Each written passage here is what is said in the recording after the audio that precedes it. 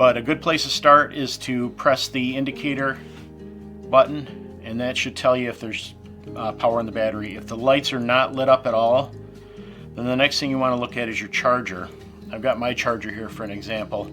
The light will turn green.